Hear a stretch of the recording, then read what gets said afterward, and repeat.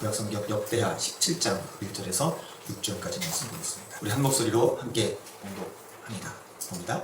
아사의 아들 여호사밧이 대신하여 왕이 되어 스스로 강하게 하여 이스라엘을 방어하되 유다 모든 견고한 성읍에 군대를 주둔시키고 또 유다 땅과 그의 아버지 아사가 정복한 에브라임 성읍들의 영문을 두었더라. 여호와께서 여호사밧과 함께 하셨으니 이는 그가 그의 조상 다윗의 정 길로 행하여 아이들에게 구하지 아니하고 오직 그의 아버지의 하나님께 구하며 그의 계명을 행하고 이스라엘의 행위를 따르지 아니하였습니다. 그러므로 여호와께서 나라를 그의 손에 견고하게 하시매 그가 우리가 여호사밧에게 예물을 드렸으므로 그가 고기와 영광을 크게 떨쳤더라. 그가 전심으로 여호와의 길을 걸어 산당들과 아세라 목상들도 유다에서 제거하였더라.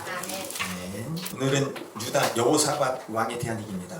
여호사밧 왕이 즉위한 후에 스스로 강하게 해서 이스라엘을 방어하죠. 모든 견고한 성읍에 군대들을 주둔시키고 또 영부들을 둡니다. 여호사밧이 이렇게 한 이유는 아버지 아사 왕 때 북쪽 이스라엘의 왕 바하사와 평생 전쟁이 있었기 때문에 그래요. 그리고 이렇게 국방을 안정시킨 후에 여호사밧이 처음으로 한 일이 있어요. 그것은 다른 것이 아니라 바로 다윗의 처음 길로 행하여서 바알에게 구하지 아니하고 하나님께 구하며 하나님의 계명을 행하고 이스라엘의 행위를 따르지 않은 거예요. 자, 지금 여호사밧이 하는 이 행동을 보면 여호사밧은 국가의 흥망성쇠, 즉 국가의 존폐력과 하나님의 손에 있다는 것, 하나님에게 있다는 것을 분명히 인식했던 것 같아요.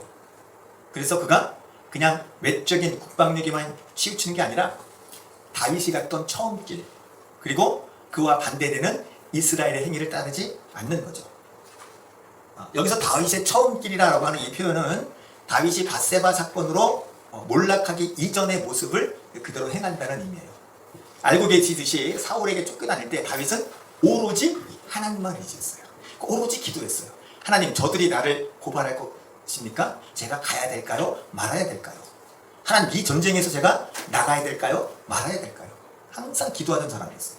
그리고 항상 하나님의 인도하심을 받던 사람이었죠. 그것이 다윗이 타락하기 이전에 처음 행했던 그 길이에요.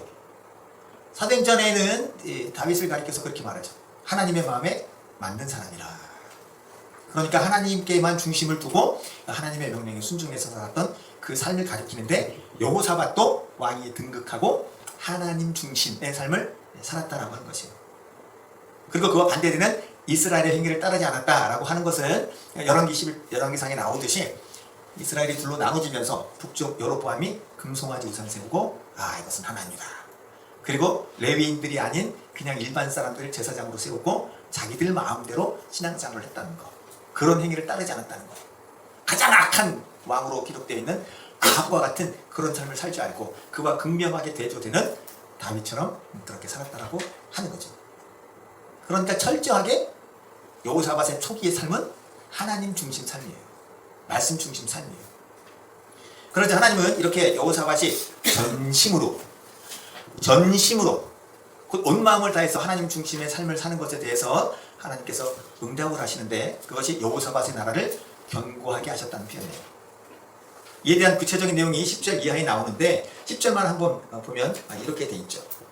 여호와께서 유다 사방의 모든 나라에 두려움을 주사 여호사밧과 싸우지 못하게 하시네. 우리는 지금 현대를 살든 과거를 살든 국방력은 그 나라의 그 국방력이 그 나라의 안전을 보장한다고 생각해요. 틀리지 않는 얘기입니다. 틀리지 않는 얘기예요. 그러나 우리가 늘 예배 시간마다 고백하듯이 나는 전능하신 아버지 하나님 천지의 창조주를 믿습니다 라고 하는 그 신앙 고백에는 단순히 내 군사력이나 내 재력이나 내 능력이 아니라 전능하신 하나님의 손이 나를 지키시고 보호하신다는 그 믿음입니다. 여호와께서 유다 사방의 모든 나라에 두려움을 주셔서 여호사밧과 싸우지 못하게 하세요. 견고하게 하시는 것도 하나님이 하시는 거고 전쟁이 일어나지 않도록 막으시는 것도 하나님이 하시는 거예요. 중요한 것은 여호사밧이 하나님의 마음에 합한 다윗과 같은 그러한 삶을 살 때 하나님께서 여호사밧에게 이런 은혜를 주셨다는 거예요. 우리가 이 말씀을 받는다면 우리의 삶이 견고해지고 우리의 삶이 풍요해지는 그 원천은 하나님 중심의 신앙생활이라는 거예요. 돈이 있어서 권력이 있어서 인맥이 있어서 그런 것들 때문에 내 삶이 유지되어지고 풍성해지는 게 아니라 하나님과의 관계 속에서 내가 하나님과 어떤 관계를 맺고 있느냐가 내 삶의 흥망성쇠를 좌우한다는 사실이에요. 5절은 이렇게 돼 있죠. 그러므로 여호와께서 나를 그의 손에서 견고하게 하심에 유다 무리가 여호사밧에게 예물을 드렸으므로 그가 부귀와 영광을 크게 떨쳤더라. 여기도 보시면 여호와께서 하나님께서 나라를 여호사밧의 손에 견고하게 하셔요. 그래서 부귀와 영광을 떨치게 하십니다. 근데 중요한 거, 이 표현 앞에 바로 그러므로 라고 하는 접속사가 연결되어 있다는 거예요. 알고 계시듯이 그러므로 라고 하는 접속사가 연결되려면 앞에 있는 내용을 받아서 이러이러해서 그러므로 지금 여호사밧이 하나님의 손에 의해서 견고하게 되고 부귀와 영화가 크게 넘쳐난다. 이렇게 되는 거잖아요. 그죠? 그러면 이 5절 앞에는 어떤 내용이 있는가? 무엇을 했는데 하나님께서 여호사밧에게 이런 은혜를 주셨는가? 라고 하는 것이 궁금해지죠. 3절 한번 보여주세요. 네. 3절, 4절 한번 볼게요. 3절부터 함께 봅니다. 여호와께서 여호사밧과 함께 하셨으니 이는 그가 그의 주상 다윗의 처음 길로 행하여 아이들에게 구하지 아니하고 오직 그의 아버지의 하나님께 구하며 그의 계명을 행하고 이스라엘의 행위를 따르지 아니하였습니다. 이제까지 말씀드렸던 것 바로 그거랍니다. 바로 그거랍니다.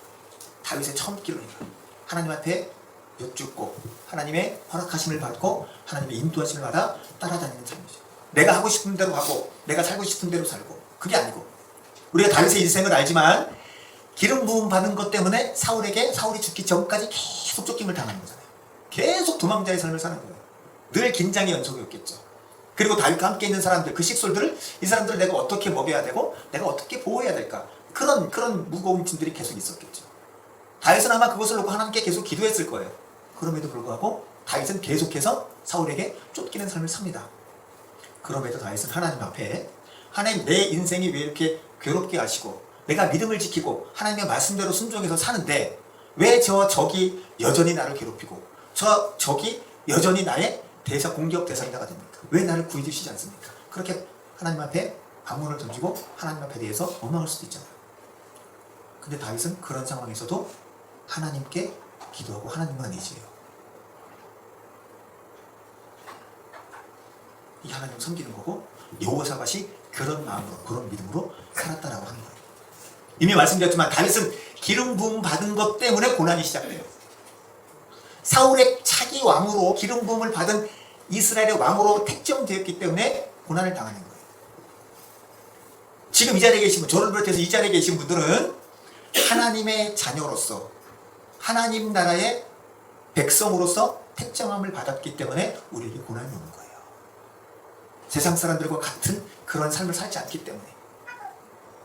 연어가 저 바닷가에서 물살을 거슬러서 우리 다큐멘터리 같은 거 보면 힘들게 뛰어넘어가잖아요. 그런데 이렇게 거기를 뛰어가는데 또 떨어지고 뛰어넘는데 또 떨어지고. 근데 그 중에 어떤 연어는 둥둥둥둥둥둥 떠서 바다로 내려가요. 죽은 연어는 물살을 거슬릴 수 없죠. 그리스도인인데 마치 그리스도인 같지 않은 영적으로 약해져 있고 감각이 무뎌진 자들은 세상을 거슬러서 올라가야 되는 이런 다윗과 같은 삶을 살지 않아요. 쉽죠. 하나님의 말씀대로 안 살아도 되니까 쉽죠. 그러나 다윗과 같이 여호사밧과 같이 말씀 중심으로 사는 건 쉽지 않습니다.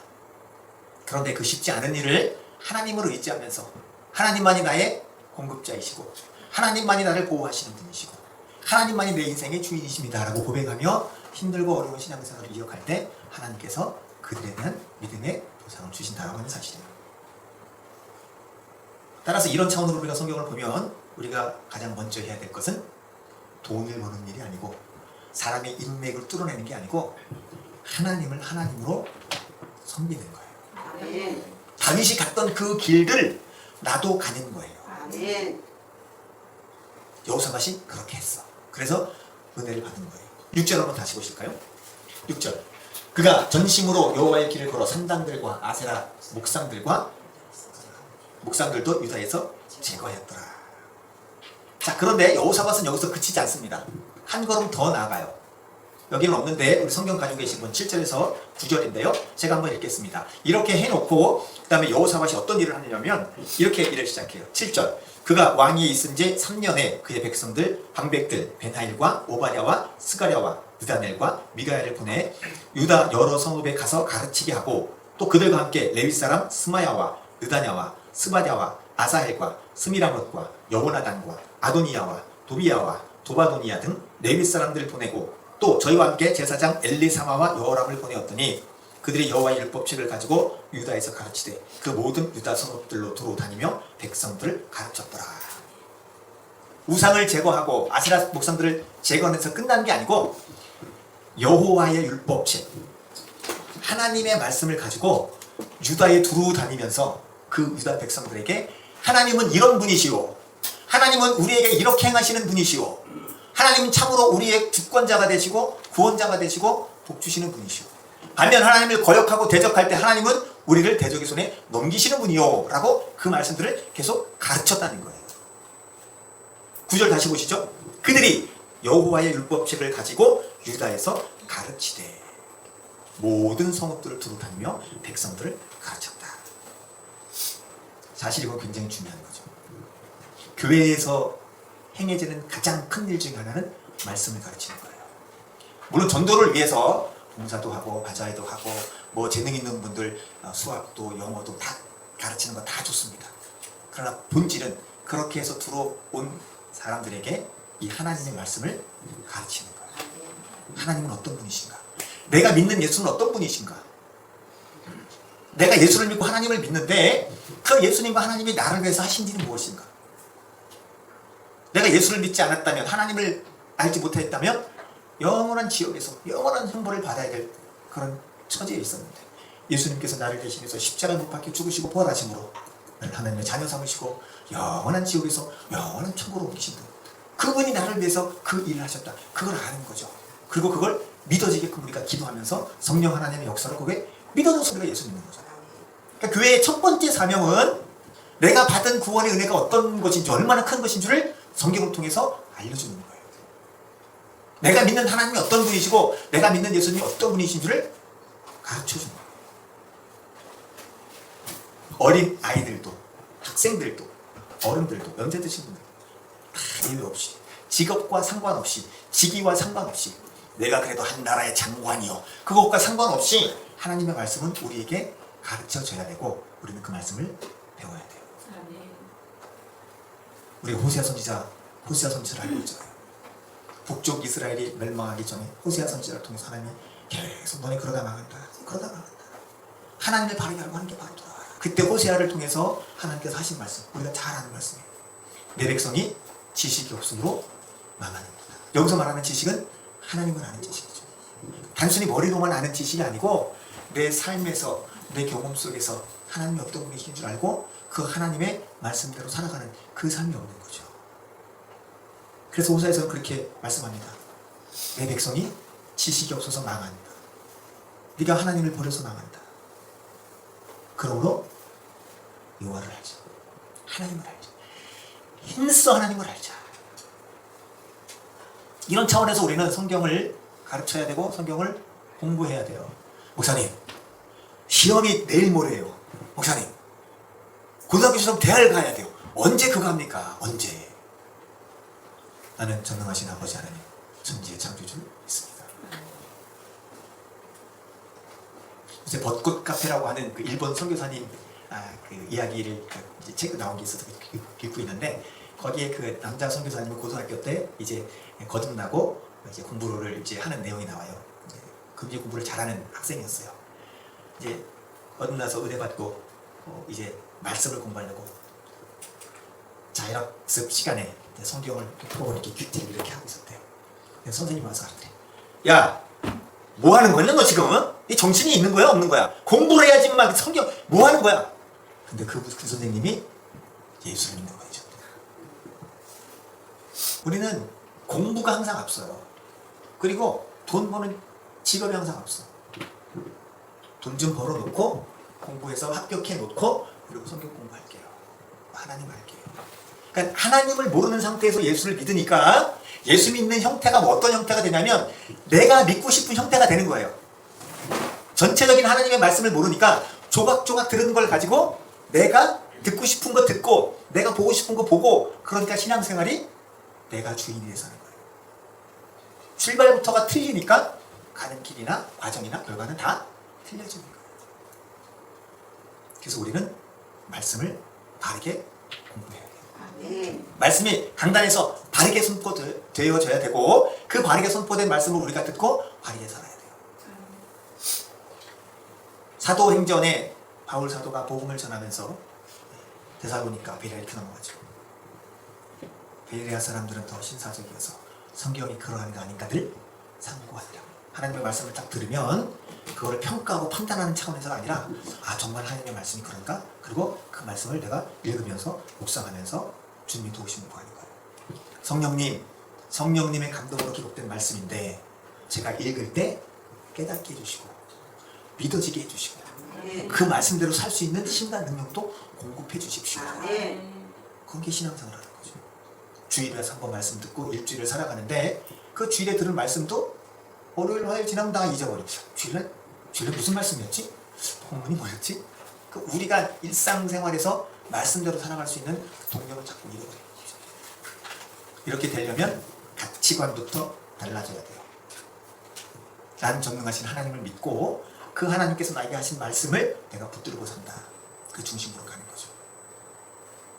오늘날 교회들이 말씀 교육에 전력 투기하기보다는 어떤 프로그램이나 성장이나 이렇게 숫자적인 그런 쪽에만 이렇게 초점을 맞추는 경우들이 적지 않습니다. 다 그런 건 아니지만 사실 저희 교회는 특성상 소위 말하는 제자 훈련이나 말씀 교육을 할 수 있는 그런 환경은 아니에요.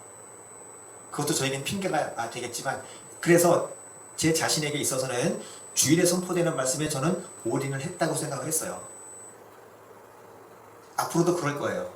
동시에 우리 함께 신앙생활 하시는 분들이 성경을 매일 스스로 읽을 수 있도록 또 생명의 삶이나 매일 성경이나 이런 큐티 교재들을 통해서 말씀을 내가 계속 접할 수 있도록 그렇게 저는 기도할 거예요. 그리고 독려할 거예요.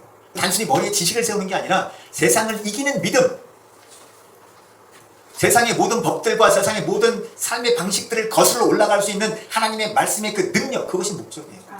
성경 100번 읽어서 어디에 뭐가 있는지 다 아는데 생각하는 건 여전히 내 생각이고 내 방식이고 성경 구절 끌어다가 내가 믿고 싶은 대로 그 말씀 갖다 붙이고 그게 아니고 하나님께서 허락하시면 이 일을 우리가 할 수 있을 줄로 믿습니다.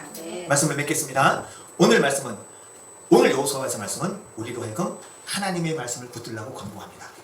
우리 인생의 흥망성쇠는 하나님을 얼마나 붙드느냐, 하나님의 말씀을 얼마나 가까이 하느냐, 하나님의 말씀을 얼마나 순종하느냐의 싸움이라고 하는 것이에요. 그래서 저를 위해서 늘 기도해 주셔야 되는 건 하나님, 우리 목사님이 말씀 전할 때 자기 생각, 자기 경험, 자기 지식 말하지 않게 해주시고 오직 하나님 말씀만 전할 수 있도록 우리 목사님에게 성령님 은혜를 주옵소서. 이렇게 기도해 주셔야 되고요.